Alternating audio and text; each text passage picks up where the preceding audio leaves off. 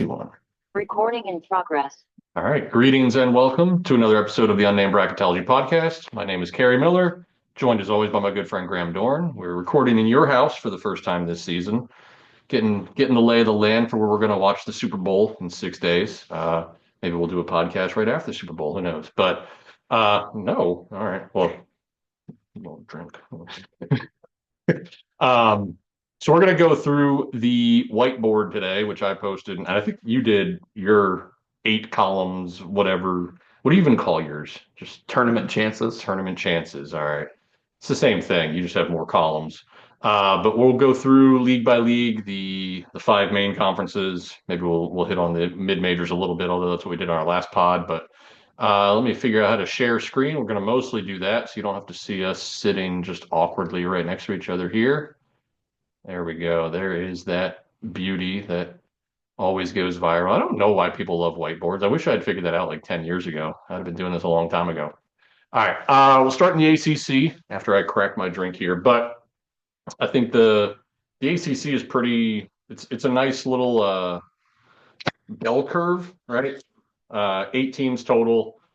One definitely in Duke, one almost certainly not in Stanford. And that's kind of the range we're going with here. I think it was made for March, was saying I should have a column for the dead teams like Boston College and Miami. Maybe I'll add that next time. Maybe you can add that. You can have a 9th column.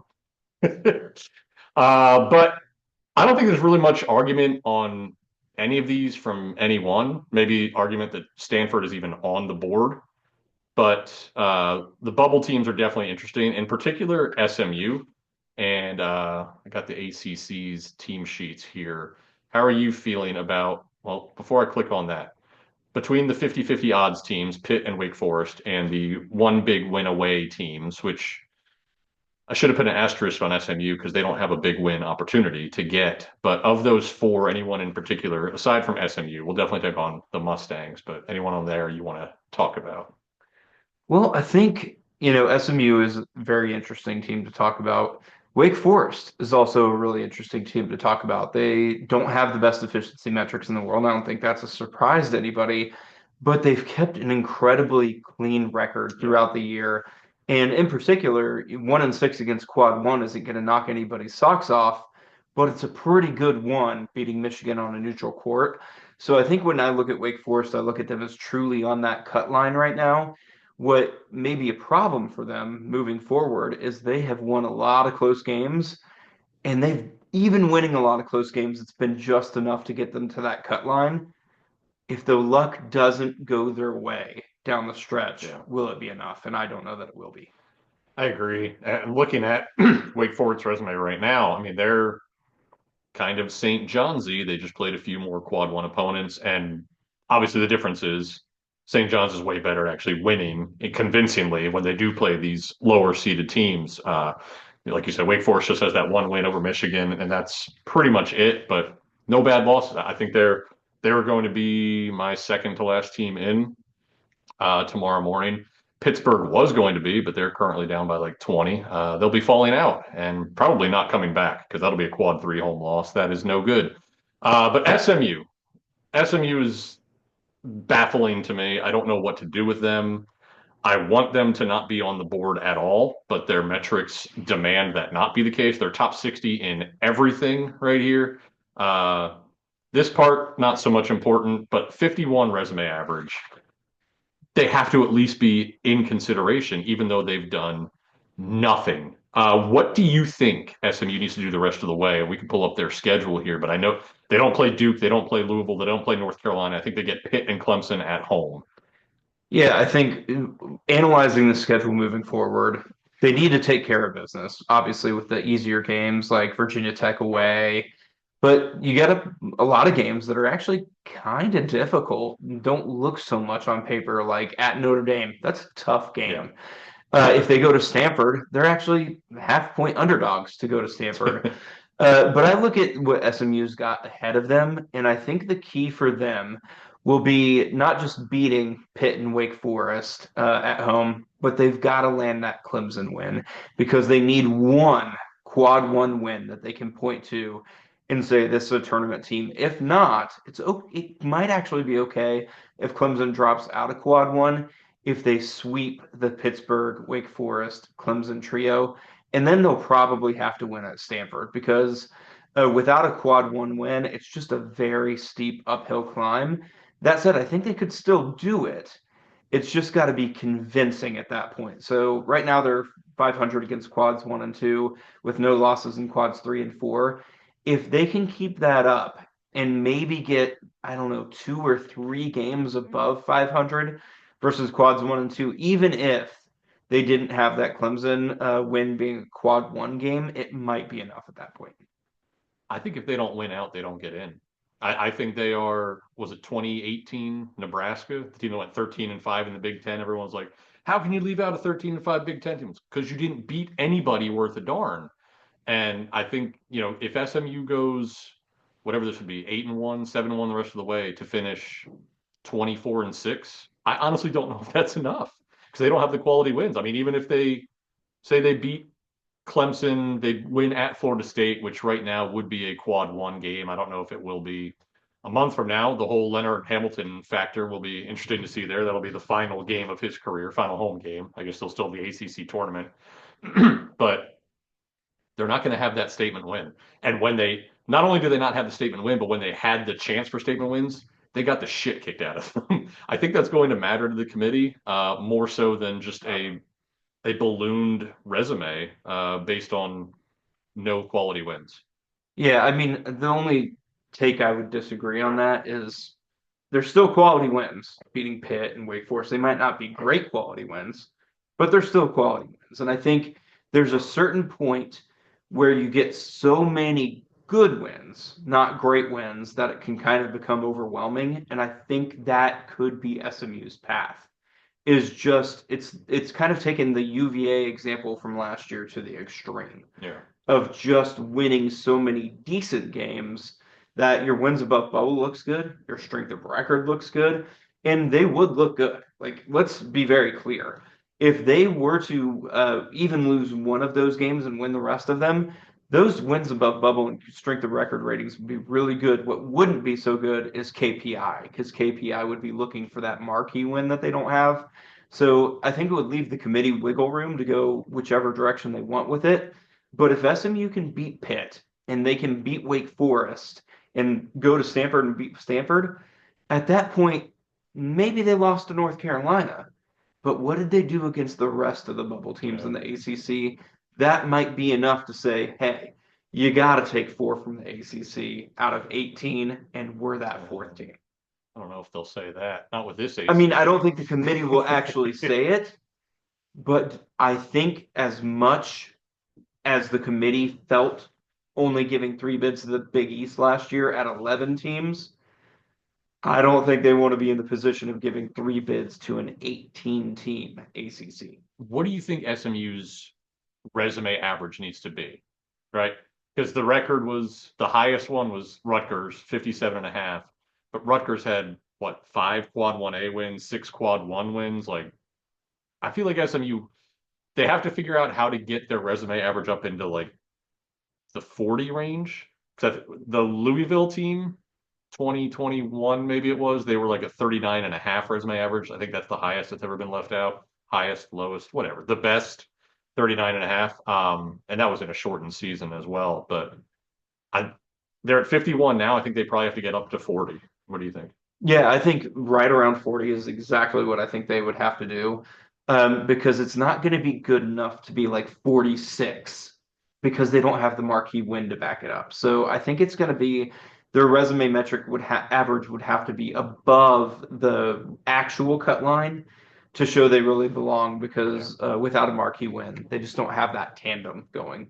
All right. Do you think there's any realistic chance for North Carolina?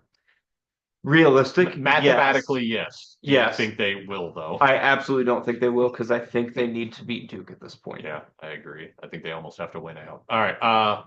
On to the Big East. We'll just start with St. John's right away because that's what's been blowing up my Twitter all day. To not have St. John's in the going to dance category. Where's the Big East one? There we go. This This is why St. John's is not in the going to dance category. They have one quad one win, and that was at Xavier. It wasn't even a good win. Their best win is probably the home game against New Mexico that they won. That's their only win against the team in the field right now. But I mean, the metrics are great. They're absolutely in right now. I just worry that they still have 2 games against Connecticut, 2 games against Marquette, a home game against Creighton, and a road game against Villanova, and 3 other whatever games. If they lost all 6 of those, I mean, if they lost all 6 of those, they're not making the tournament. My counterpoint would be St. John's doesn't lose yeah, I all don't think six they of those. will, but So I think St. John's is gonna dance. I don't think it's really much of a question for me. But yes, from a resume standpoint, they don't have a particularly strong resume. And it's hard to look at a 3-loss Big East team this far in the year and not think, how are they not towards the top of the bracket? There's actually no argument for them to be towards the top of yeah, the bracket. It's not even from a resume standpoint. They don't have the efficiency metrics to support it either. So even if the committee wanted to give them the absolute benefit of the doubt, you still can't put them better than a 5 seed at the most generous. So I feel very strongly. I know some bracketologists think St. John's is more of a 7 or an 8 seed. I disagree with that. I think they're a 5 or a 6 seed, and I think they're right bordering that cut line.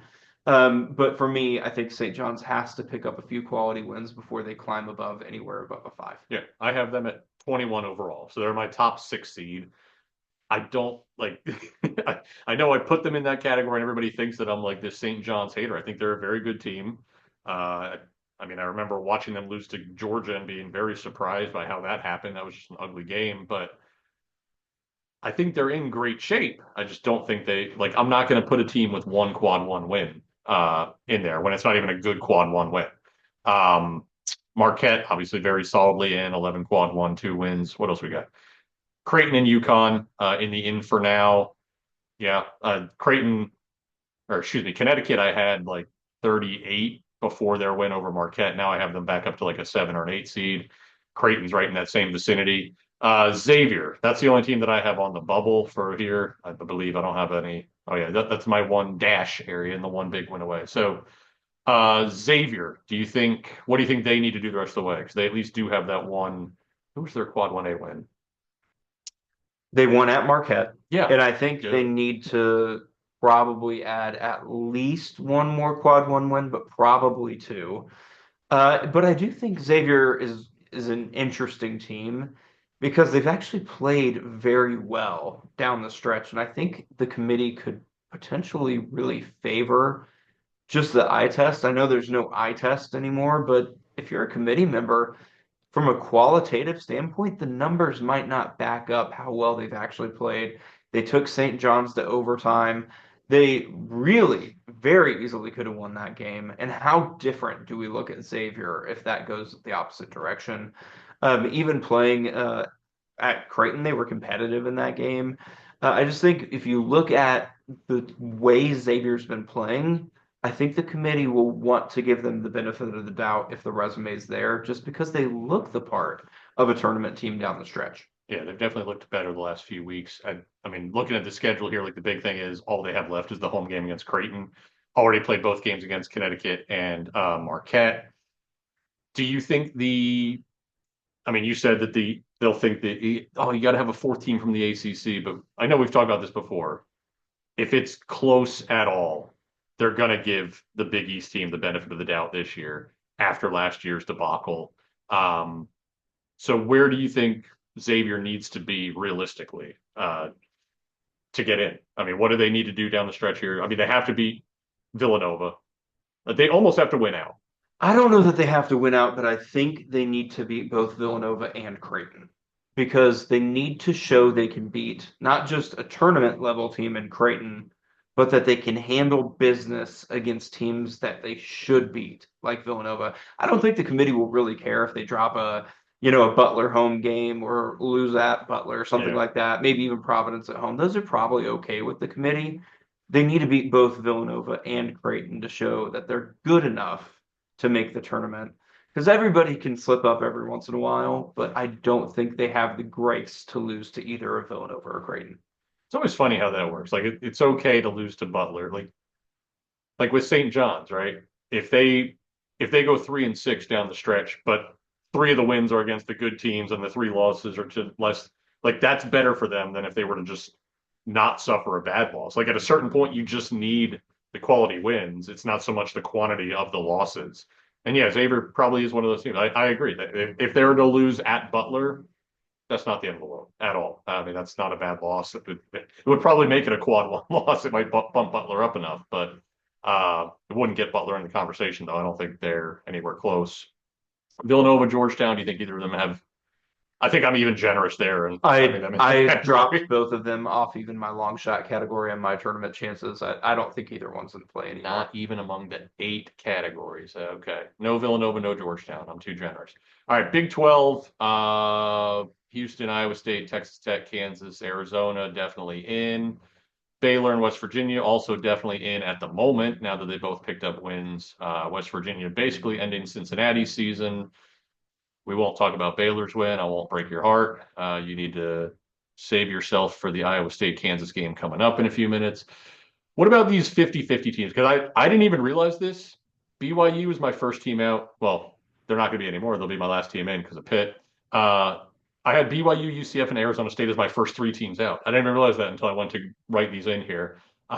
Could the Big 12 actually be a 10-bid league? I didn't think that was possible this year.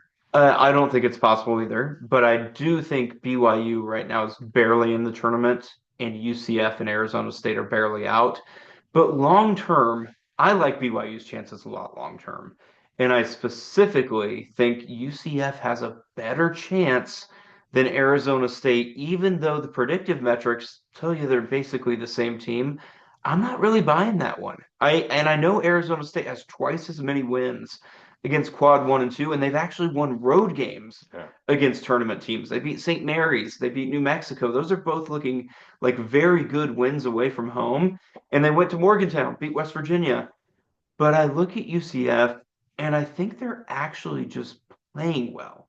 I don't believe in Arizona State down the stretch, but when I watch UCF, I think that's a dangerous team. It's not a surprise that they beat Texas A&M. It's not a surprise that they went to Lubbock and beat Texas Tech. And at the time, that looked like such a strange result. In hindsight, I think UCF's just good. And I think they're better than their efficiency metrics lead on. So I would say of those 3, I think BYU is the best chance, then UCF, and then Arizona State.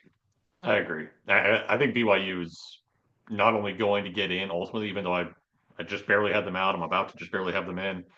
I think they're getting dangerous, right? Because they didn't have Igor Demin he was out for like 3 games, and then it just took him a little bit to get back in the swing of things. And now that they're at full strength, now that Richie Saunders has like been on fire, now that Cannon Catchings is he's kind of hit or miss, but that's what you get from a freshman 6'9" 3-point shooter. But they're coming into their own. They've really figured out what they are. They've changed not at all from what they were in a Mark Pro. I don't know if you saw that tweet that I had. They have the exact same adjusted offensive efficiency and adjusted defensive efficiency as last year. Like it's insane. I don't even know how that's possible. But I think BYU's coming. They're going to be really tough to beat down the stretch. And the way that they play, where they just dominate on the glass and they both take and allow a ton of threes, like I think when they make at least 34% of their threes, they're 13-1 this season. Very 2016, 2018 Villanova in that regard, where they just have to reach a certain threshold and you're not beating them. I can pull up their schedule the rest of the way because I haven't even looked at it myself to see what they have coming up that they need to get through. Let's see.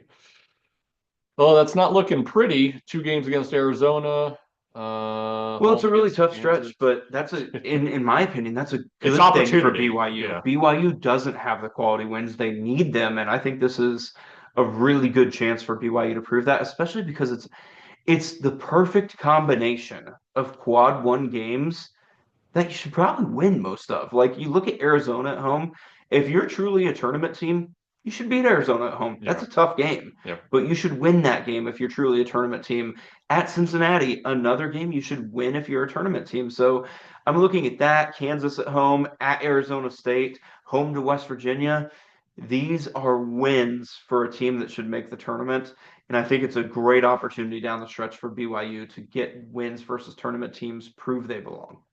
I wouldn't mind if they played their way past the bubble because I hate trying to figure out what to do with BYU because you can't put them on Sundays. Anyone else in the Big 12 you want to talk about? I think TCU, Cincinnati, and Utah are dead for all intents and I purposes. do too. Cincinnati's interesting because you look at their resume and it's still not that bad, They're SMU. but they don't look at all like a tournament team, and I just don't see any chance they come back from it. They've had too many opportunities and blew them. Utah, I was surprised they were even like, they were top 80 in most of the metrics. I was surprised I even considered putting them anywhere on there. I'd completely forgotten about Utah for some time now. TCU, kind of the same vein. So yeah, those teams, TCU, Cincinnati, Utah, Villanova, Georgetown. I don't know. After SMU, North Carolina, I got a lot more generous. Big, what do we got next? Big Ten, Big Ten, Big Ten. Where are you at? Big Ten is just continues to be one big jumbled mess. Purdue, I would say, is very clearly at the top of the bunch. You actually have them at 5 overall now, don't you? Yeah, I do. I don't like it, but somebody had to be there. That's fair. I think I have Houston at 5. I didn't like that either. What do we got? We got 7 going to dance teams: Purdue, Oregon, Illinois, Michigan, Wisconsin, Maryland, Michigan State. You said you wanted to talk a little bit about Michigan State and or Well, I Wisconsin. just want to touch on Michigan State and Wisconsin because they look better on paper than when you really dive into the resume. Like you look at Wisconsin, you're like, wow, 6-5 against quad one, winning record against quad one, twice as many wins against quad one and two as losses. And then you look at the teams they've beaten and you're like, how have they not beaten a great team yet this year? Yeah.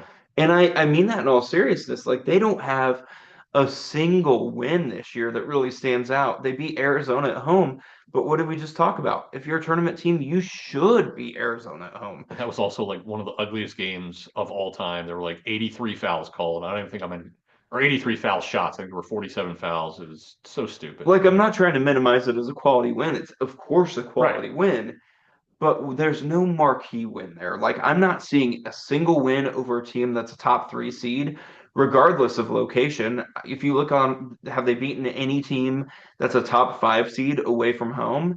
Have they beaten anybody on the road that makes you think like, wow, what a great road win? It's like, okay, maybe Northwestern, USC. Like if that's what we're talking about, there's not a win that really stands out for Wisconsin. So I have them as a 4 seed right now, but I do think they're in danger to drop quicker than you think just because they don't have a marquee win. And I think Michigan State's kind of the same deal. You look at Michigan State and you think, wow, they just completely run through the Big Ten.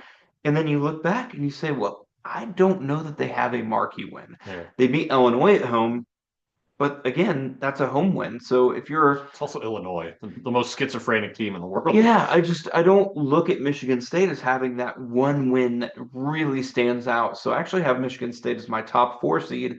I don't Yeah, like it, so do I. but I think they need a little bit more to justify getting that far up the bracket. I honestly think this is the first time I've really dived in, whatever, to Wisconsin's resume. So they have 6 quad one wins. Neutral against UCF, is that one of them, or is their net's not high enough? That's a quad 2. Neutral against Pitt, they're not even going to be in right now. Home against Ohio State is technically a quad 1. They're barely in. At USC, that's quad 1. That's nothing. At Northwestern, like, yeah, this is wild. They've done nothing.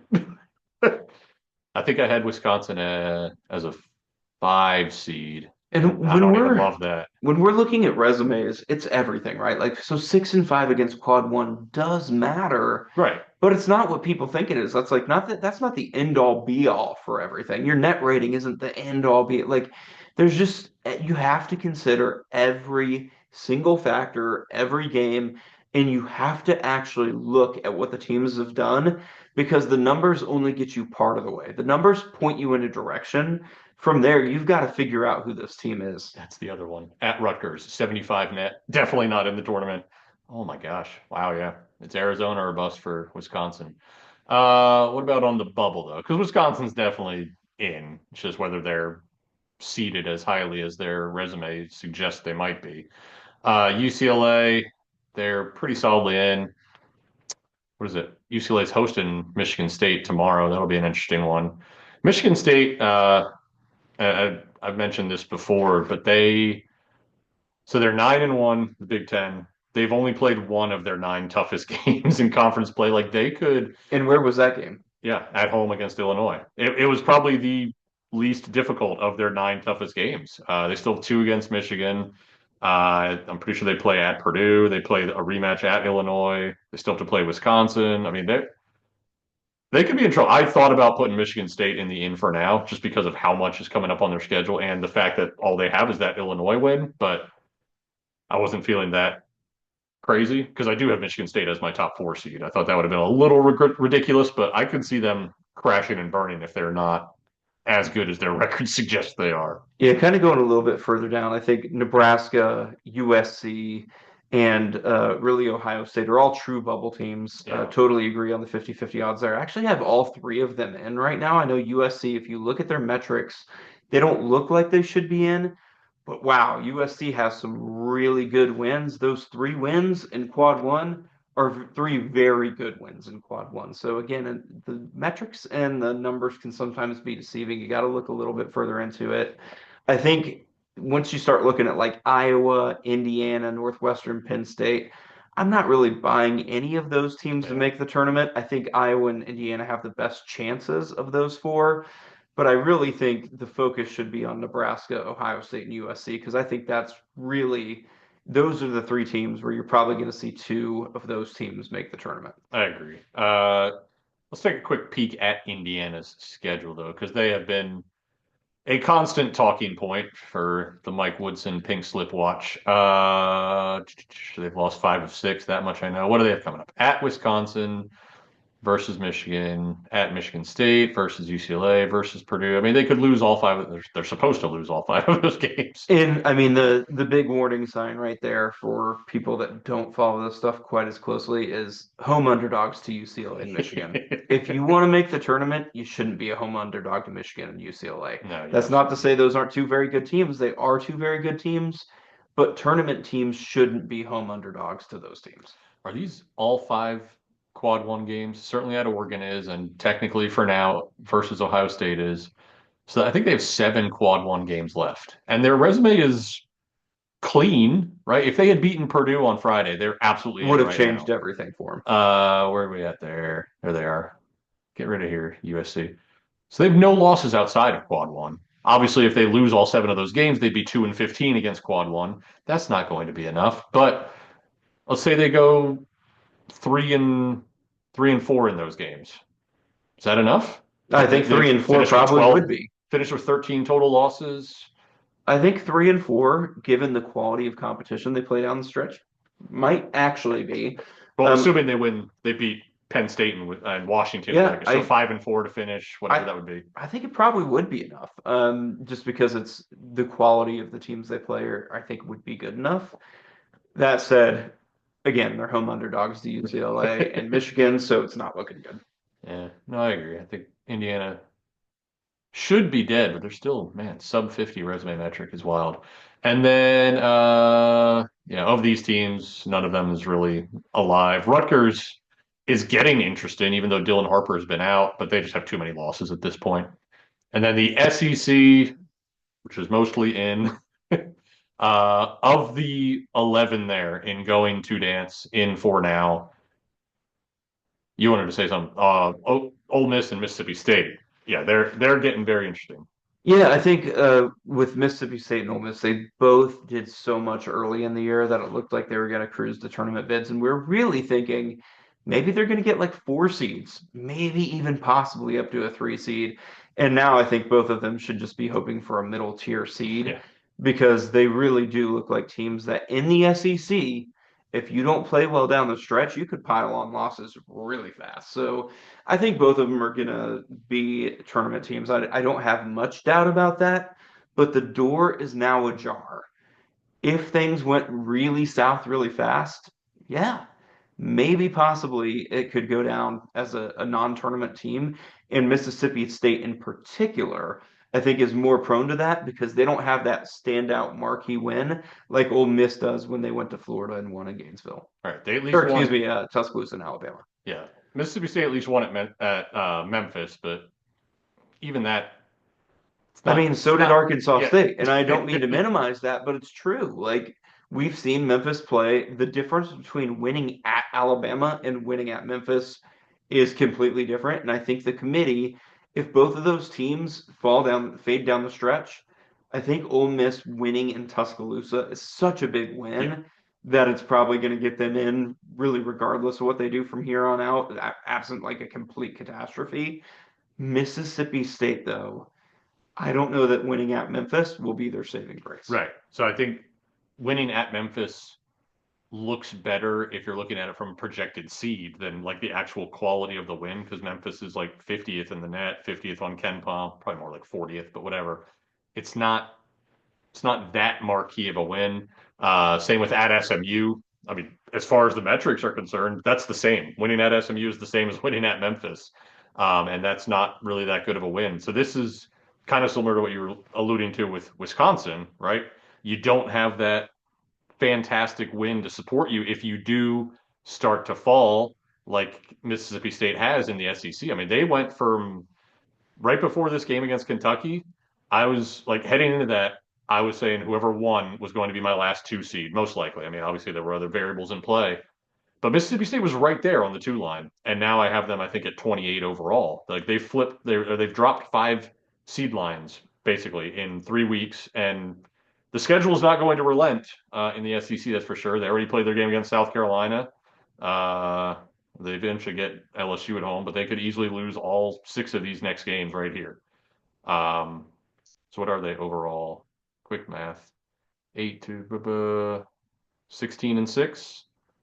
What do you think they need to get to? Is 21-11 good enough? 5-5 down the I stretch? think 21-11 is probably going to be good enough. That said, if they end up missing, it won't just be what they're doing down the stretch. It'll be the fact that they played so many weak teams out of conference and they lost to Butler neutral. At the time, it didn't seem like a huge result for Mississippi State. If they keep fading, it could end up being fatal. Yeah. What did Ole Miss do in the non-con? Ooh, BYU. Nice. Yeah, and they went and At destroyed That's right. Louisville That's on the right. I knew road. there was a big one. I couldn't remember what it was. And I think you just put those two together, Ole Miss looks a lot better Yeah. for their tournament hopes than Mississippi State to me. But neither of them look like tournament teams right now. Well, I The think, way I they're mean, even playing. looking, it's a big difference. Ole Miss is looking at 10-8 projected record in the SEC. Mississippi State's looking at 8-10. I do think, similar teams, but I think Ole Miss has a lot better prospect moving forward than All right. Mississippi State. Vanderbilt and Georgia, 50-50, which feels about right for both. I honestly think both of them will probably end up missing. Um, Vanderbilt's next six games, just an absolute gauntlet. They're going to have a hard time. I have them at like 40 and 41, respectively, overall. Like they're close to the cut line as is, and it's just going to be brutal the rest of the way for both of them. I'll pull up their schedules real quick. Do you want to talk Arkansas? Well, I just think Arkansas, with their performance at Kentucky and what was one of the most interesting games we could possibly watch because we knew it was always going to be interesting, and just the way it went down, fascinating watch there. But Arkansas is interesting because you look at their SEC record and you think absolutely no chance they can make the tournament. But if you take away the conference record and you look at what's in front of them, it's not out of the realm of possibility. So, do I think Arkansas is going to make the tournament? Of course not. I don't think they're going to make the tournament. Do I think they're still in play for the tournament? Yeah, Yeah. I agree. Yeah, they did nothing bad in non-conference and had that nice dramatic win over Michigan. Was that in Madison Square Garden? I don't remember. Back to Georgia, 19-12 projected record. They had that really good win over St. John's. That's about it. And I know Vanderbilt really did nothing in non-conference. Like I thought coming into the league play, they were going to need to win at least 8 games, probably nine, to get over the hump. So what was their best win? TCU on a neutral? Like yeah, you can't go 7-11, especially if all of those wins come at home. That's kind of a Rutgers from a few years ago where they could only win at home. See, I do feel a little bit better about Georgia, although I think I have Vanderbilt one slot ahead of them right now. But man, that at Florida versus Texas versus Auburn, at Tennessee, at Kentucky versus Mississippi, at Texas A&M versus Missouri. 8 straight games against the Ken Palm top 30.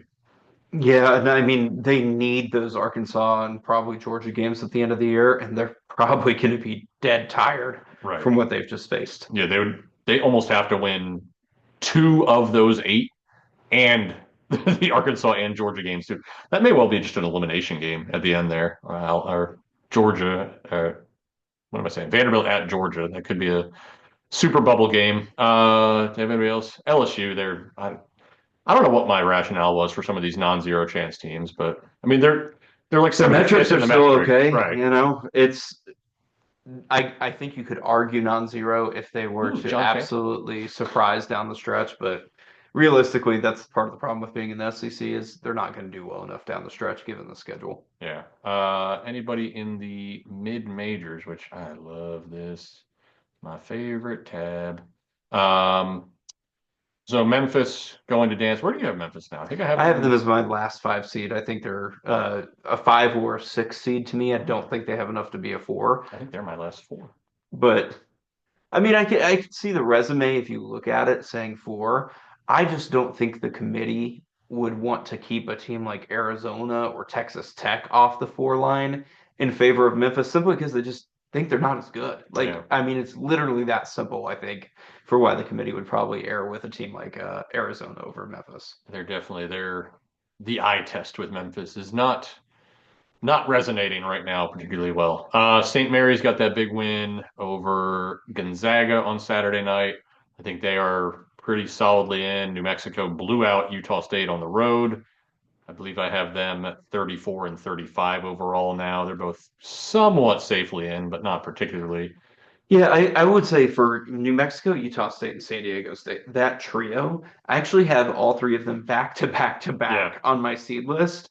So I'm finding them all very similar from a seeding perspective. What I will say is I think New Mexico and Utah State are a lot safer to make the tournament than San Diego State. But that win that San Diego State has over Houston, I think gets them into the same seeding conversation because the marquee wins just aren't there for New Mexico and Utah State. I think when you look at their quad 1 and quad 2 records, I think they're pretty safe to make the tournament. Doesn't mean I think their seed's going to go to their favor, right? I think it could end up being a situation like a Nevada or a Colorado State or a Boise State where the committee says, yeah, you should be in the tournament, but we're not seeing a team that should get a good seed. Yeah.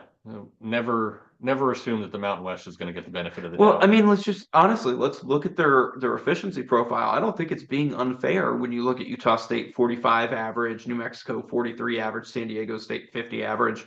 All of those teams would be getting better seeds than their efficiency indicates. Yeah. So I don't think it's necessarily unfair to those teams. I think it's really probably an appropriate seeding.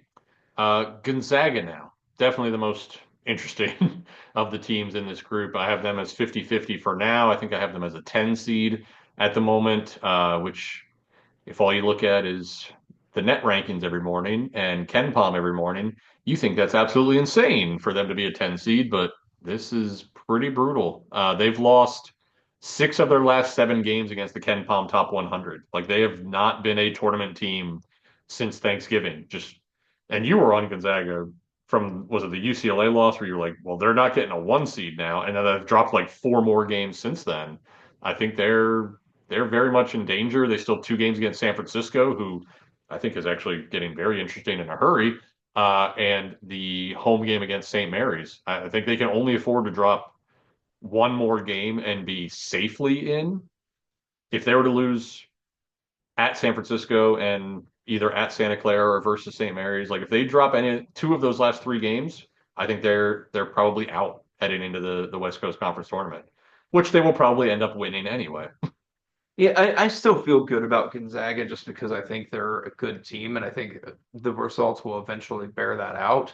That said, I agree with you. That's part of the risk of being a team like Gonzaga, where if you're good, I think the committee tends to overseed Gonzaga when they're good. But when they're not performing so well and you have less opportunities, you better not miss too many of them. And that's something that Wichita State saw. Yeah. The difference between getting a 1 seed and getting a 7 seed is sometimes just not taking advantage of the opportunities. And I think in Gonzaga's case here, it could be the difference between getting like a 5 seed and being out of the tournament. So I think Gonzaga is going to make it because I believe in Gonzaga as a team. But all they have to do is just be a little bit worse than we think in 2 or 3 games, and they're going to miss the dance. And their defense is never very good. What was Wichita State was like fifth on Ken Palm that one year and got a 10 seed or something like that. Maybe even an 11 seed. I just remember their Ken Palm ranking was a larger number. They were. Or was They a lower played. number than their seed. They went to the first 4. Yeah. Yeah. So I think Wichita, you guys want to know why we have the net? There's always an explanation for why we have something, right? Like, for example, the reason we have the first overall seed choosing where they want to go is because Kansas got sent to a place they didn't want to go as the overall 1 seed. So they implemented that. Wichita State continuously didn't live up to their efficiency metrics, and everybody got tired of seeing Wichita State. It wasn't just about Wichita State being upset about being seated there. The teams that played them said, hey, this is garbage. We're a 2 seed. Why do we have to play one of the best teams in the country in the second round of the tournament? We didn't do anything to deserve this. You have a lot of Kansas-based arguments I'm hearing. Yeah, I mean, but they really truly, like, anytime you see a change like that, it's not due to happenstance. There's always some reason behind it. And in this particular, actually, in both cases, it's because people notice the teams towards the top Yeah. of the efficiency rankings. Something that affects them tends to affect other teams along the way.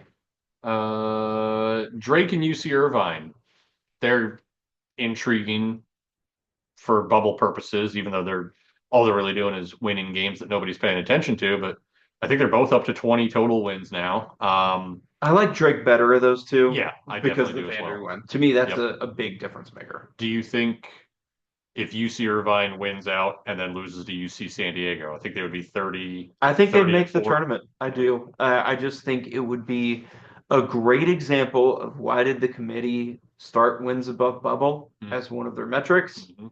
That's an example of it to me. Where's UC Irvine? 46th. Obviously, that's not going to go up much the rest of the season, but Well, I mean, if they like, you could actually, if we click on UC Irvine, I think it would give a good example of this. sure. So each individual game, you're going to see how it would affect a wins above bubble ranking, and this one's technically the Torvik one, not the NCAA one, which is the official one.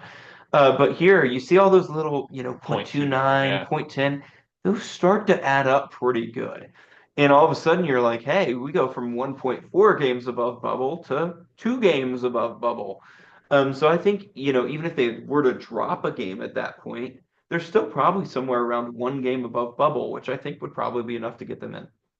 Problem is, while they're adding up 0.2, 0.1, 0.06, you've got these other teams who are currently 50th, 55th, picking up like 0.8s when they pull off a crazy upset. So nothing happens in a vacuum ever. But yeah, I like Drake's chances if they don't secure the auto bid, more so than I like UC Irvine's, even though Irvine's resume is kind of across the board a little bit better, just not the Torvik ranking, really. Where was I going? These teams. VCU, A10. Is there any chance the A10 is actually two bid league? I've lost faith in that. I don't think it will happen, but I wouldn't rule it out. And I had just added George Mason to my graphic too. So yeah, I think they could, both teams are in play. And I still think Dayton's still kind of hanging around. They still have those wins over Marquette and UConn. So if they get close, I think the committee would give them some favor. I think Dayton might actually be the most compelling of the three. Like if any of them are going to go on a run and secure an at-large bid, I mean, I can't see George Mason doing it, even though they're currently leading the league and have pretty good metrics. I feel like it's kind of Dayton or bust because VCU just blew the Charleston Classic. That loss to Seton Hall will forever be a stain on their resume. And then lastly, UC San Diego. I don't even know why I put them on there. There's no chance, even if they beat. I think they play at Irvine this Saturday. If they can get that win, they become a little more interesting because they're like 55th in the. Well, the they resume beat metrics, Utah so- State on the road too, but again, I agree with you. I just don't think they've done enough, but it's not a 0% chance that the Right. committee would find favor for them. It's very low, but It's there. And San Francisco, I have them actually in this tier. I don't know why I moved over to that first. San Francisco, as we already mentioned, they still have the 2 games against Gonzaga. They don't have any particularly bad losses. I think they still have 2 against Santa Clara. Or did they already play Santa Clara? They already played Santa Clara once.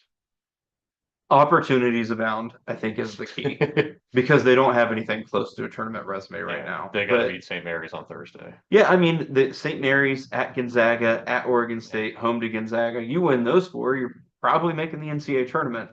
Tough task to win all 4 of those. There's your 0.8 wins above bubble. If you can win at Gonzaga, that's almost a full win above bubble.